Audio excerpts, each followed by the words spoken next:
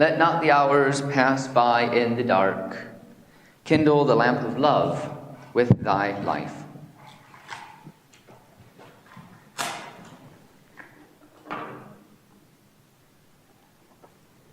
Good morning. Good morning. Welcome to Cross Street Chapel's Sunday service. I'm grateful for your presence here, for those who've joined us in person, as well as those who are listening and watching online. And I hope that whatever it is that you've come seeking into this space, be it a time of joy and laughter, a time of sorrow and repose, a time for perhaps a few words of wisdom, or a chance to connect with one another, or just a chance to rest with the divine. Whatever you've come seeking here, I hope you'll find it as well as a warm community.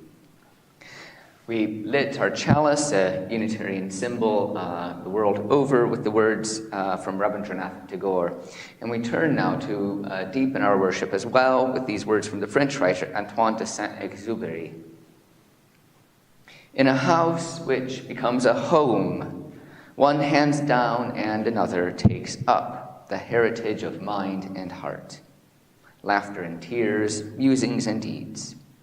Love, like a carefully loaded ship, crosses the gulf between the generations. Amen. That came to my mind as we, for many sort of mark Father's Day in some way. I know relationships with fathers can be just as complicated as relationships with all family members. But the thought of passing the torch on to other generations and those that look up to us, fathers and father figures, we may be. And let us be singers as well as we join together with our first hymn in the Purple Book, number 189. We celebrate the Gift of Life by Alicia Carpenter, hymn number 189.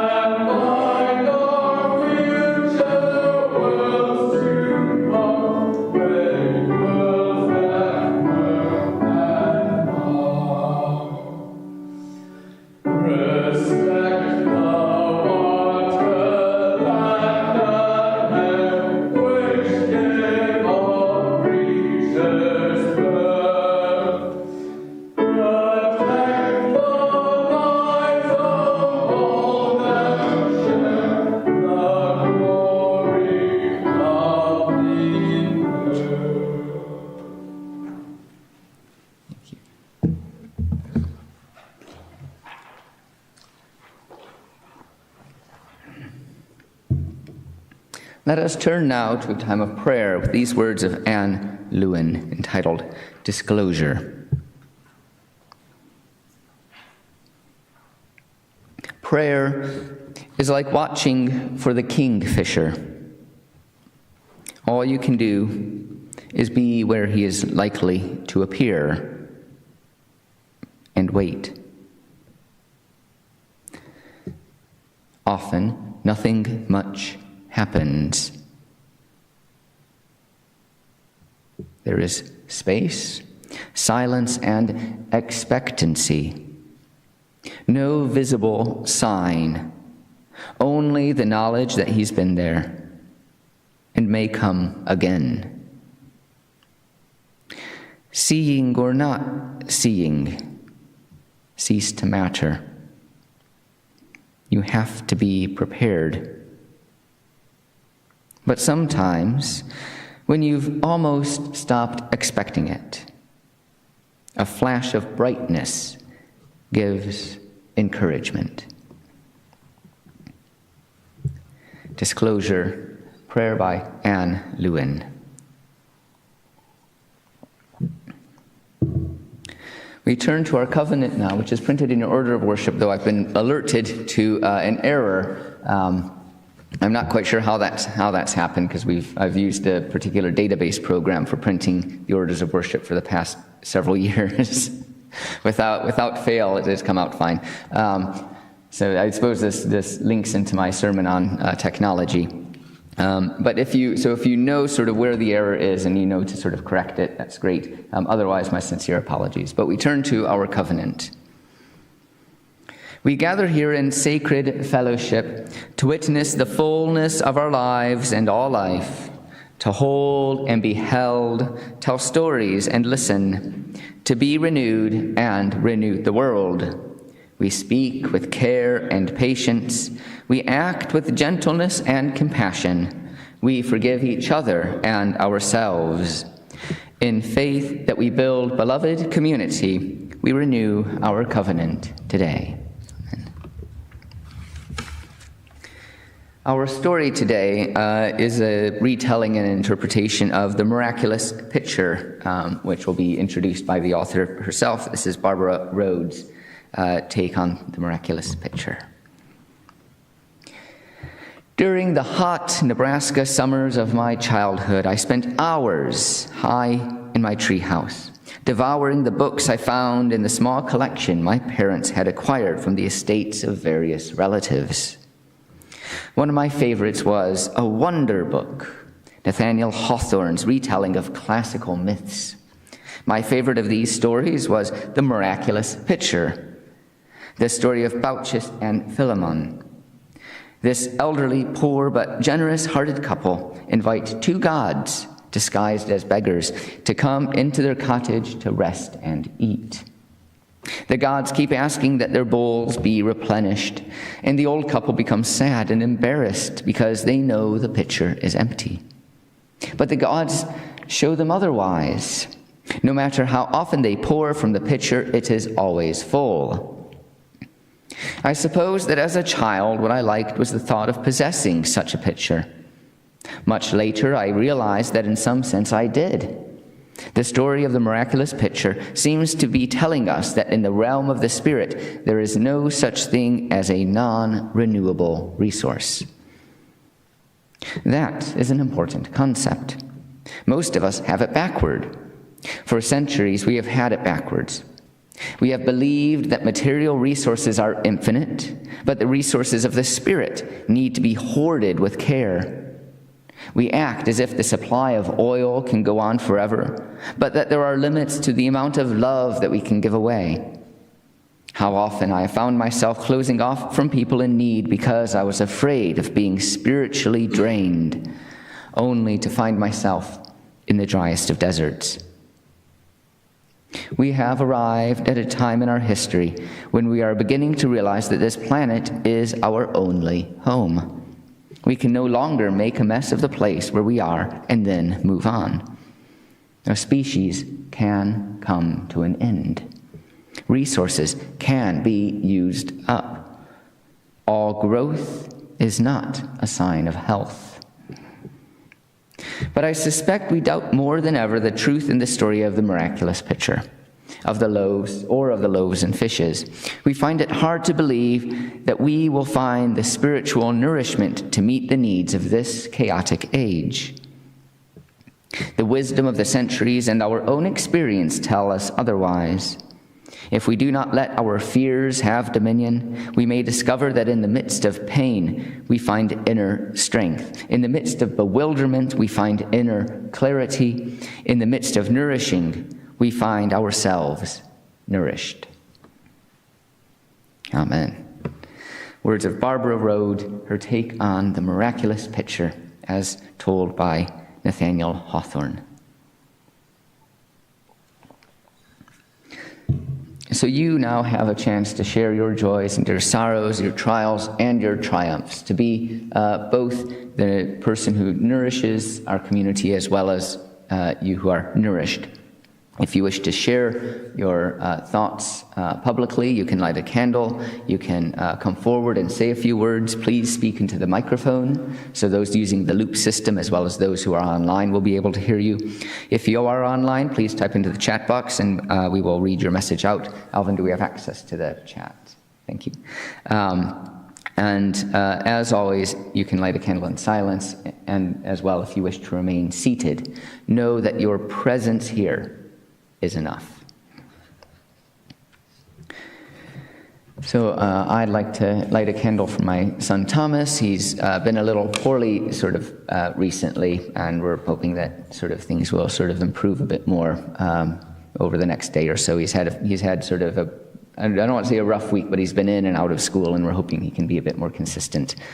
So our love and care and thoughts for Thomas.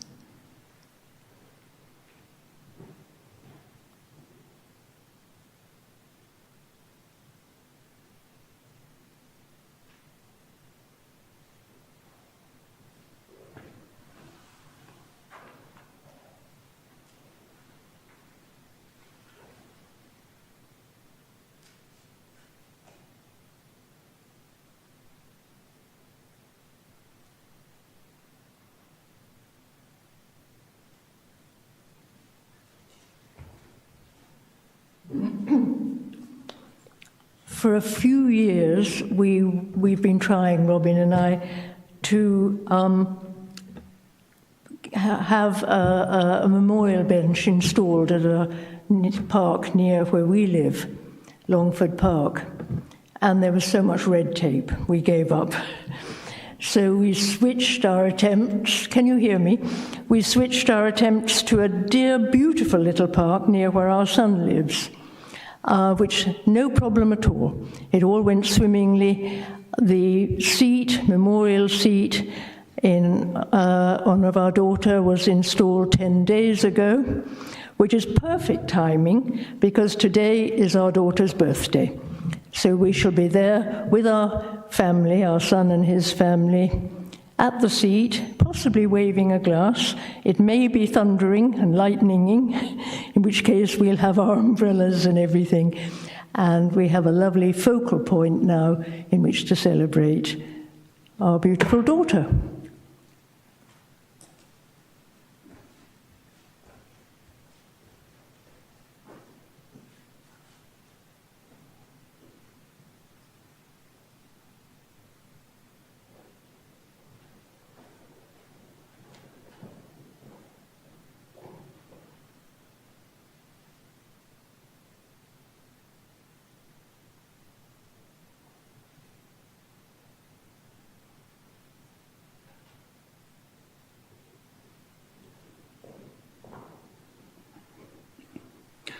I light this candle in the spirit of unity for everyone who realizes and those who forget or those who have never known that we are all connected in the universal sense. I also send out my love to those who have had issues with their fathers and other people in their lives as well, those who are celebrating those times together with their fathers. Thank you.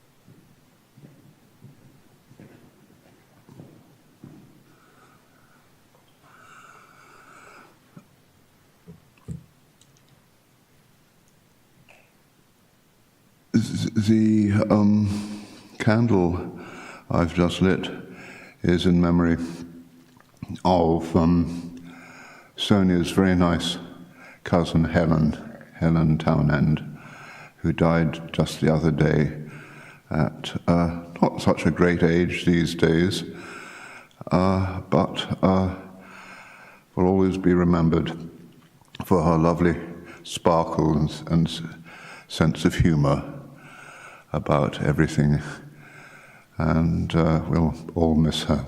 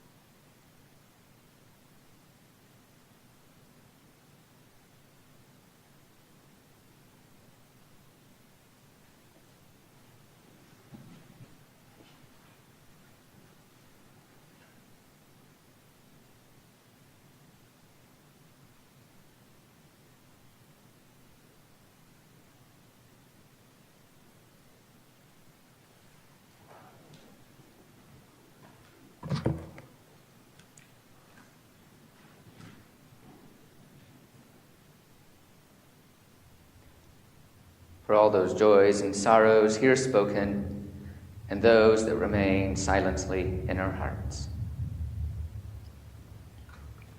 Let us sing now our next hymn, number 52 in the Green Book, Divinity is Round Us, Sophia Leon Paz's hymn number 52.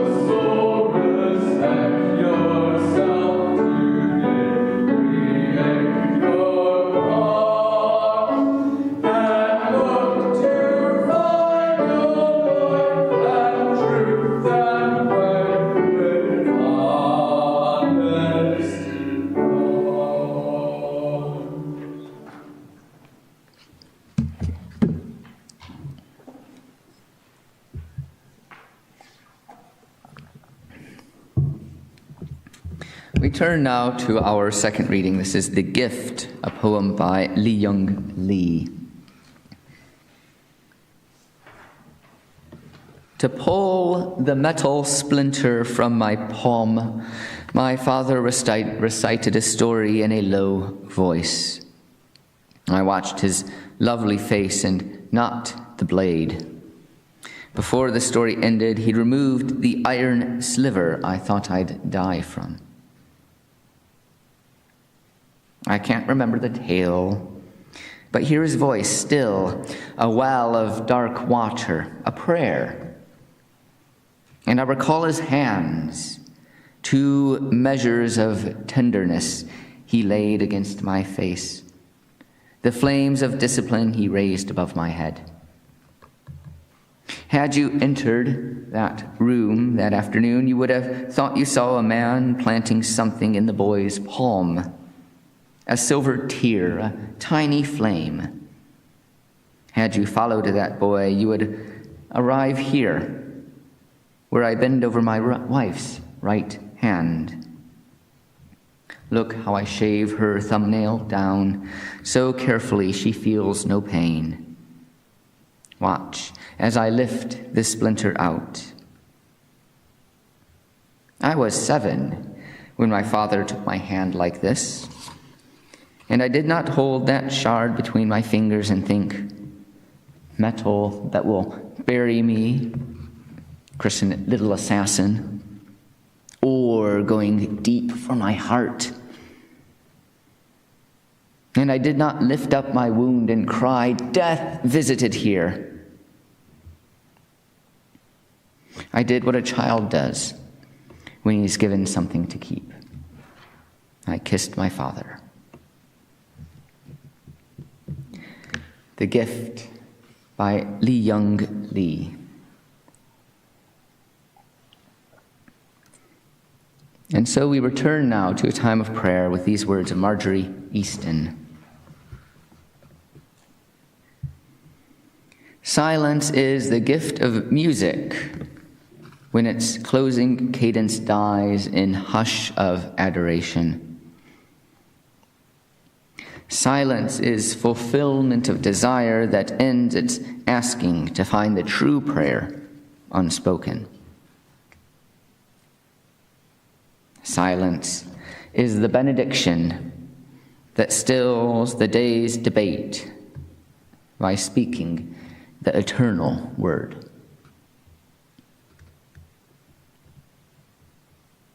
And so we enter into a period of silence for reflection, meditation, contemplation, and personal prayer.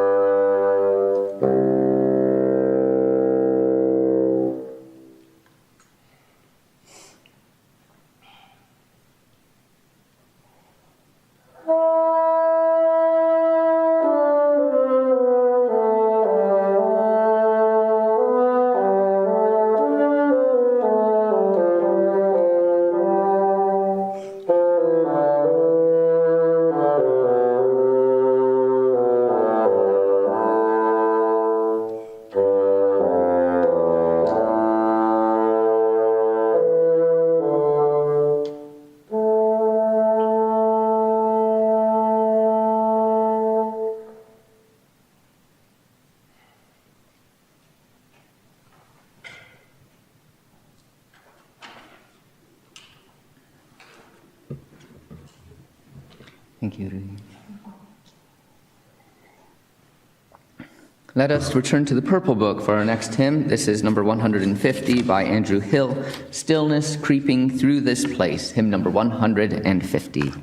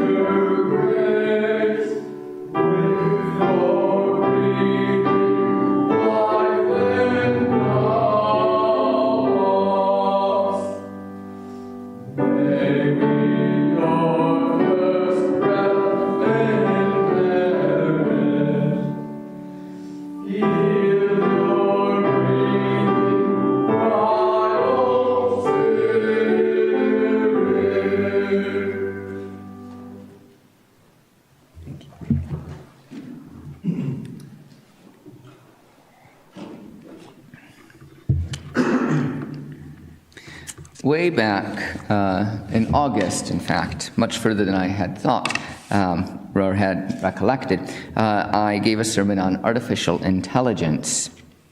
And somehow my interest and exploration of it, I'm not too vocal online about it, but somehow I've managed to get myself to be asked to speak at a conference this week on the subject.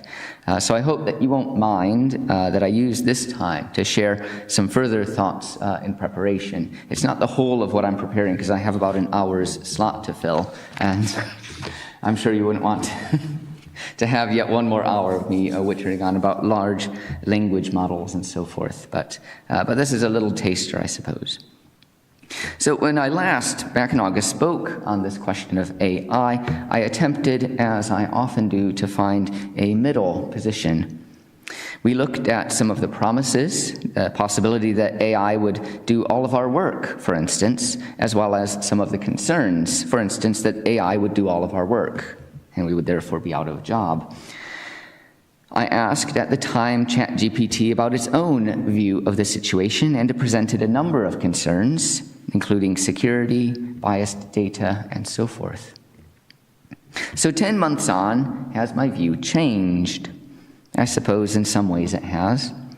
There has been an explosion of newspaper print dedicated to this question of AI, ambivalent in lauding celebration and fervent concern. It will diagnose medical diseases, we hear on one page, and we turn to read that it will erode confidence with the advent of misinformation.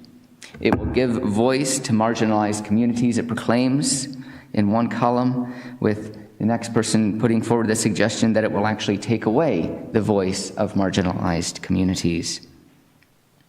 And amidst the voices in favor and those who object and everyone in between, there is actually another dimension which I had not considered at the time, and that is one of intensity. From the assuredness that what one believes will surely come to pass, to those who see good and bad, but perhaps expect the change to be minimal and marginal. Much ado about nothing, you might think. Amongst those voices is the comedian Adam Conover. I'm a big fan of his, having discovered his show Adam Ruins Everything several years ago. As a comedian, he trains his eyes on the myths and misinformation that is engendered in our culture and seeks to dispel commonly held assumptions. And so he does just that with AI.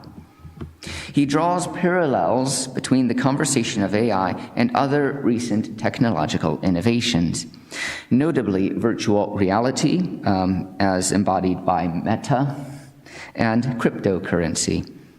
Both of these broke into the wider consciousness in the past several years and were presented as the great innovations that would revolutionize the world. Neither have fulfilled this promise, though likewise neither have actually fully disappeared. Part of his discussion on AI hit me especially hard. It had been a thought slowly germinating through the conversations that I had seen. Initially, I thought of it or considered it as a slightly embittered take on the question about copyright and copy editors. With this concern for the loss of jobs, I frequently think back to my childhood in Flint in the 1980s and many other cities that suffered catastrophic job losses. Automation was one factor amongst many that led to the loss of tens of thousands of workers. AI is starting to produce redundancies. One study suggested 4,000 jobs in the US were lost last month due to AI. And the National Eating Disorder, after workers sought to unionize, brought in a chatbot, which promptly began giving harmful advice. Goldman Sachs has suggested AI could replace about as many as 300 million jobs worldwide, though there's other figures that suggest an advent of even more jobs created. Another example about how this might happen. Capitol Records last August announced that it was signing an AI rapper named FN Meka. The contract did not last long. The next day, Meka was dropped, as it was discovered that it was writing raps that incorporated the N-word. Although there is a fascinating discussion about chatbots and how they might create inappropriate material, someone, for instance, has recently sued ChatGPT for defamation, I wanted to look at something else. The people who coded this rapper, they were music executives. And when asked about why they were creating this chatbot, they pointed to the cost of signing musicians. It involves traveling around the country, seeking out talent, listening to groups that you perhaps later decide you don't want to sign. And then when you do sign a group, there's a chance that they can't fulfill the contract. They might not produce the music. And if they do, it might not be received as well as expected. So these music executives considered it a huge gamble to be signing and traveling and bringing in new musicians. And with all that overhead, it seemed promising for them to simply write some code to let the computer come up with the lyrics and the backing track. Although they did hire someone to record the music, they were actually, again, looking into artificial voices. So the whole process could be done on a laptop. The point that I'm trying to drive home is this pressure to maximize profit, to reduce overhead. The actual music creators, in this instance, become just another disposable element. The executives, when it came to AI's music, were not bothered by mediocrity. They were not looking for some great sort of masterpiece, some sort of chart-topping hit. They just wanted something that could be pumped into the background of a nightclub. The frustration I was sensing in myself, as I said, that sort of embittered feeling about this AI will take our jobs conversation, was rooted in the fact that the jobs are already at risk. They're already at risk without AI. Not necessarily at risk of being lost completely, but of being whittled down and down to the point that they're detrimental to the worker. Several years ago, another technological innovation that was going to revolutionize the world, self-driving cars. It was floated at the time that Uber might fire all of their workers and use these cars. Uber is famously a taxi company without taxis. It is unlikely that they would fire their drivers because the drivers pick up most of the costs normally associated with a taxi business. Petrol and maintenance, for instance. So jobs will not necessarily be lost due to these technological innovations. But those at the bottom socially will continue to have their wages devalued in numerous other ways. Returning to AI, I've been experimenting with it a little more. I've asked it to produce sermons, and I haven't actually given no sermon that I've given recently has been produced by AI. I just want to get that out there. But I've asked it to produce sermons, and I've read what it's fed through. In fact, I've actually fed my own copies of sermons, what I consider sort of some of my better writing, to see whether that would be able to influence its style. And I was, when I read everything, I was quite fascinated with the results. I was particularly fascinated with its banality. It had an uncanny ability of writing clearly on ideas that, upon reflection, were fairly self-evident. The amazement that it was writing anything at all, and I think that's what we've seen over the past year, is this thing you can type in a description of something you want to see, and it produces this image. And it doesn't matter that the person has sort of like hands warped all around the place, or sort of, all of these sort of interlocking fingers. Just the fact that it produces anything is considered a wonderment. So when you actually begin to look into it and sort of engage with what it produces, it becomes less phenomenal. It serves as a mask for the lack of substance in its prose. In his conversation, Adam Conover suggested that AIs, and specifically large language models like ChatGPT, are adept at producing spam. Along with this, the CEO of OpenAI, Sam Altman, gave a talk that helped dispel somewhat the magic of ChatGPT. Amongst the writings that I have seen are occasional missives that the creators of these AI programs cannot describe what is happening. Altman's talk is clear and comprehensive, and a description of the inner workings of the computer. And that's what they are. They are computers. They compute. They have analyzed, in some cases, 1 trillion word combinations and produced a degree of certainty as to what word comes next.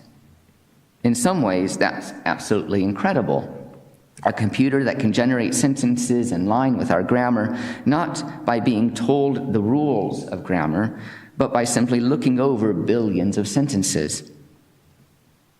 But it also reveals that banality that I mentioned in its prose. It's producing fairly popular concepts that do not challenge received wisdom, because it was built precisely from that received wisdom. You can modify its behavior to choose less common words, but it will still only write of which it knows. And I'm not suggesting that there aren't uses, even uses in writing, where it may be helpful. I still admire the description it gave 10 months ago to Unitarianism, a community of seekers who value reason, compassion, and hope. It feels concise and accurate, and unlike a full sermon it prepared, it feels substantive as well. But if I'm looking for the shocking, the unusual, the inspired, I may simply cultivate more thoroughly my sense of the natural world, which never ceases to amaze me, which is full of contradictions and paradoxes, grace and judgment. And there may be just a bit of insight from the divine as well, breaking through my consciousness to reveal some new understanding. Amen. A few notices before we sing our final hymn. If you're in need of pastoral care, please speak with me or write to minister@crossstreetchapel.org.uk. As I said, I will be away at a conference Wednesday to Friday, but I'll still be, it's in Oxford, and sometimes my phone reception isn't that great, but you can still email me and I'll be there. I'm running a chatbot for the conference, so my computer will actually be on all the time. Please write as well if you wish to join our mailing list. And sign up as well for volunteering if you're interested. We have regular positions such as reading, greeting, helping with the IT. And how's the IT been today, Alvin? Great. I mention that every week to just make sure that even if you aren't a technophiliac, even if you're very wary of technology, it's written out in such a way so it hopefully just is push one button. Like, you push all the buttons and it will be fine. If something goes wrong, it is invariably my fault. So I will be happily take that blame. Anyway, so do sign up for volunteering. Do we have anyone to help with the tea and coffee today? Thank you, Ian. And it will be in the Percival Suite after the service. We're grateful as well for any donations that can assist the mission of our chapel. You can donate online at justgiving.com/crossstreetchapelmanchester, or you can email me about setting up a standing order. If you're here in person, we have a retiring collection along with envelopes if you're a UK taxpayer, so we may claim gift aid. Next Friday, the 30th, is our Friday lunchtime recital, and we're very excited to welcome Ida Pellicciole, who's going to be wowing us on piano. Our recitals, as always, are at 1 p.m. on Friday, on the last Friday of the month. They're free to attend, but we're grateful for donations which go to the artist to recognize their time, talent, and energy. And two final announcements. One is, I said last week that we would be saying goodbye to Ruing in August. I very unfortunately have heard that due to sort of sponsorship rules and whatnot, this date has been moved forward to the 9th of July. So we have a few more weeks yet, and I'm really excited to continue to hear your contributions, Ruing, so thank you. Do let me know. There's an online form, and I meant to include it today in printed form, but do let me know your thoughts on what you want music-wise going forward. That helps us gauge the sort of applications and applicants that we will receive over the next month. So thank you, Ruing, for your music, and thank you for your contributions on where we want to go with music going ahead. And then a final sort of exciting announcement is that this is the last Sunday, the last service, in fact, that we will be having our piano. So I know that sounds extremely shocking, but don't worry. It's going away tomorrow, and in its place is another piano. So, sorry, there's a bit of shock. Yes, so we will have a piano next week as well. It will be slightly smaller, but a lot better. This has been a beautiful piano. It has served us very well for 25 years. It has taken a lot of knocks. It's taken people sitting on it. So we're having a new, a restored piano join us tomorrow, and we'll have it in our service on Wednesday and Sunday. So do join us for that. It'll be spectacular. Are there any announcements or notices from the congregation?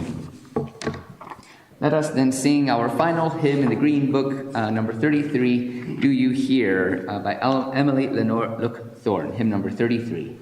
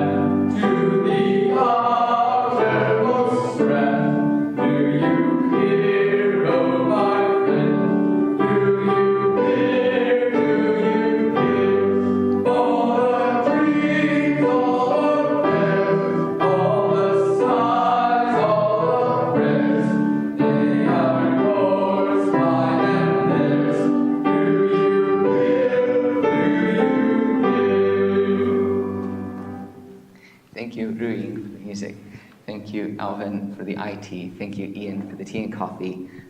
Thank you, Sonia, for the flowers, and with you and Robin for greeting and helping to set up. And thank you to all of you for creating and sharing worship today. We close with the words of Irina Tweedy.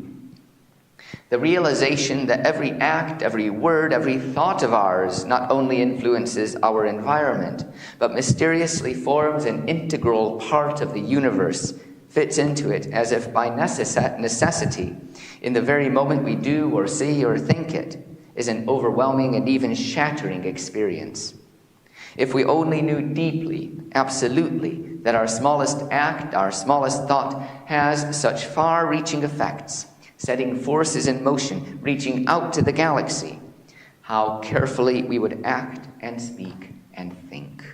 How precious life would become in its integral oneness. Amen.